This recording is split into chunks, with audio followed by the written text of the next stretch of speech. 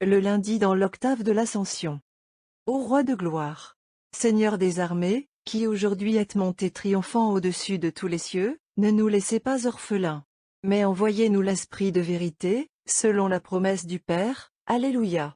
O Rex Gloriae Domini Virtutum, qui triumphator odie super romnes caelos ascendisti, ne derelincano.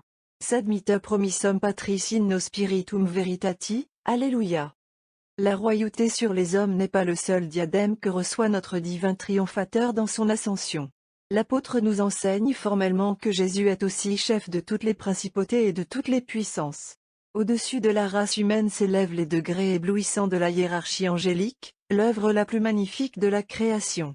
Après l'épreuve suprême, ces nobles et saintes milices décimées par la chute et la réprobation des rebelles, sont entrées dans la jouissance surnaturelle du souverain bien, et elles ont commencé le cantique sans fin qui retentit autour du trône de Dieu, et dans lequel elles expriment leurs adorations, leurs transports d'amour et leurs actions de grâce.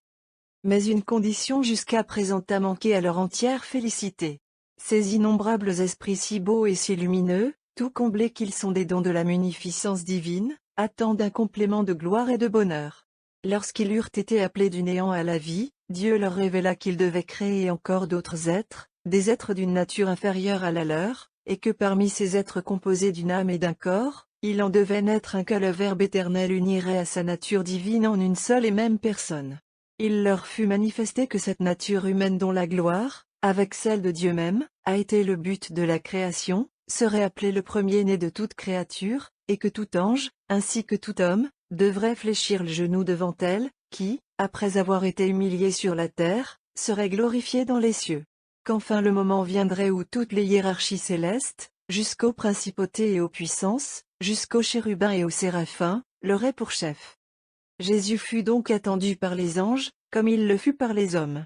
Par les anges, il fut attendu comme le perfectionnement suprême de leur hiérarchie, dont la multiplicité arriverait par lui à l'unité, et qui serait reliée plus étroitement à Dieu au moyen de cet ineffable intermédiaire qui réunirait en sa personne une nature divine et une nature créée.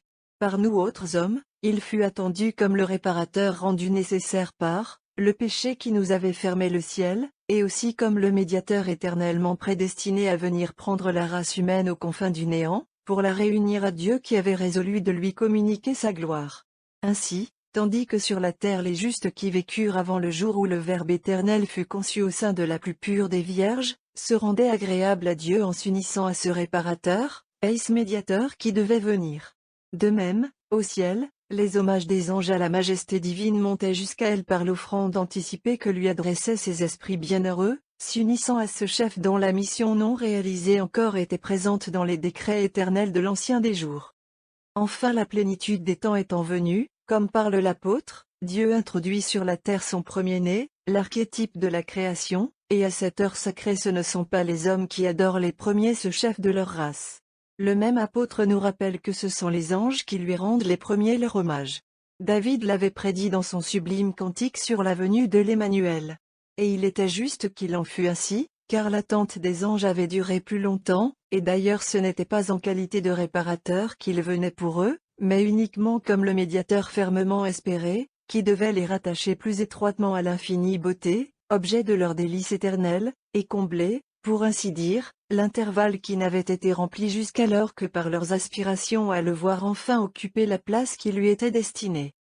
Alors s'accomplit cet acte d'adoration envers le Dieu-homme, cet acte exigé des esprits célestes au commencement de toute chose comme l'épreuve suprême, et qui devait, selon qu'il obtiendrait acquiescement ou refus, décider du sort éternel de ces nobles créatures.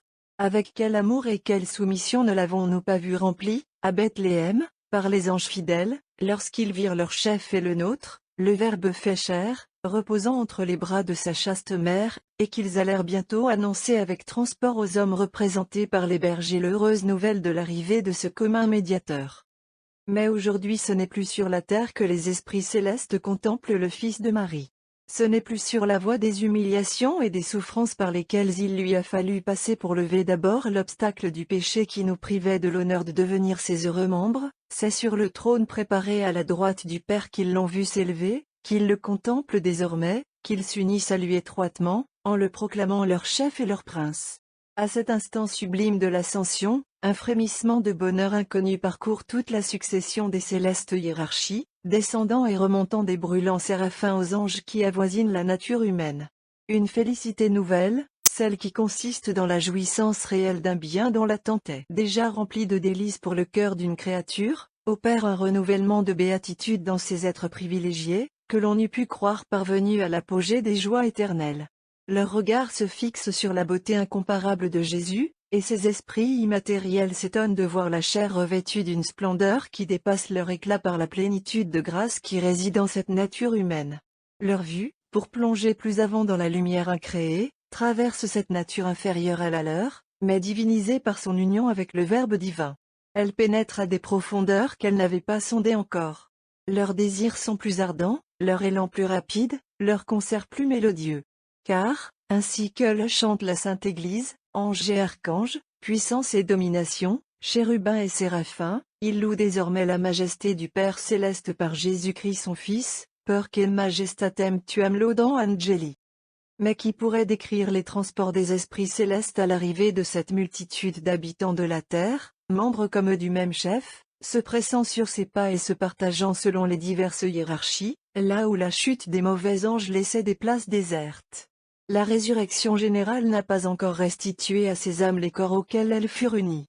Mais, en attendant, leur chair n'est-elle pas déjà glorifiée en celle de Jésus? Plus tard, à l'heure marquée, la trompette de l'archange ayant retenti, ces âmes bienheureuses reprendront leurs vêtements terrestres, désormais voués à l'immortalité.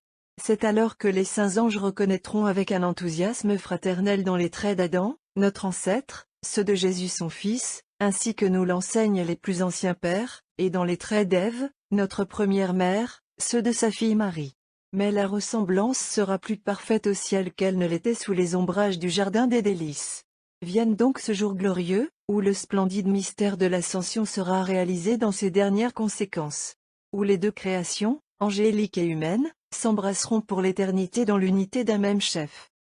Saint Ambroise nous prêtera aujourd'hui sa voix pour célébrer le mystère du triomphe de la nature humaine en Jésus, par cette belle hymne du bréviaire de Milan. Hymne. Le jour tant désiré a lui enfin à nos yeux. Jour auquel le Christ, espoir du monde, Dieu par essence, s'éleva jusqu'au sommet des cieux. À l'arrivée du Seigneur dans ces hautes régions, à son retour sur le siège de sa gloire, les royaumes célestes ont été dans la jubilation. C'était le Fils unique qui arrivait. Digne triomphe à la suite d'une si noble lutte. Après avoir abattu le prince du monde, il étale au regard du Père les membres glorieux d'une chair qui a vaincu. S'élevant sur les nuages, il sollicite à l'espérance le cœur des croyants. Car il leur ouvre le paradis que le premier Père avait fermé. Ô joie immense pour nous tous!